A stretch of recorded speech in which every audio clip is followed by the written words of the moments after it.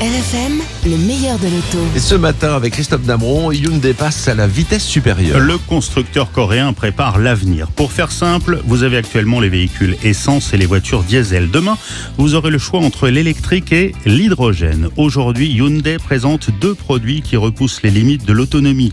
482 km pour le Kona électrique, un SUV urbain que l'on vous a d'ailleurs déjà présenté l'an dernier en version thermique. Parfait pour la ville ou les parcours moyens, car il ne faut pas perdre de vue que si vous rechargez 80% de la batterie en moins d'une heure sur une recharge rapide, la plupart du temps, ce sera chez vous sur une wallbox et ça prendra tout de même une dizaine d'heures. Pour cette Kona électrique, dotée d'une excellente autonomie, comptez entre 38 et 45 000 euros. Et puis Christophe, la grosse nouveauté chez Hyundai s'appelle Nexo. Oui, le SUV du futur selon Hyundai. Pour vous donner une idée de ses dimensions, on est dans le registre de l'Audi Q5.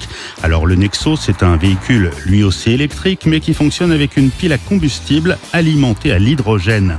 666 km pour l'autonomie et surtout un temps de recharge canon, 5 minutes montre en main pour faire le plein et contrairement aux idées reçues, en toute sécurité. Alors pour le côté écolo, Nexo a un seul rejet de la vapeur d'eau. Alors il y a encore un inconvénient, le nombre limité de stations de recharge, mais elles devraient se multiplier sous l'impulsion des flottes et des grandes entreprises soucieuses de leur image. D'autant que Nexo, c'est une auto éco-responsable avec pour son intérieur des matériaux issus de la canne à sucre pour les moquettes, les tissus, certains plastiques et le ciel de toit. Prenons aussi le cas de la sellerie de Nexo. Il utilise du cuir vegan, oui. On évite ainsi l'abattage des animaux et la pollution issue du tannage. Un cuir vegan d'origine végétale, agréable au toucher comme à regarder. Alors pas le temps ici de vous détailler tous les aspects de Nexo, mais tout y est.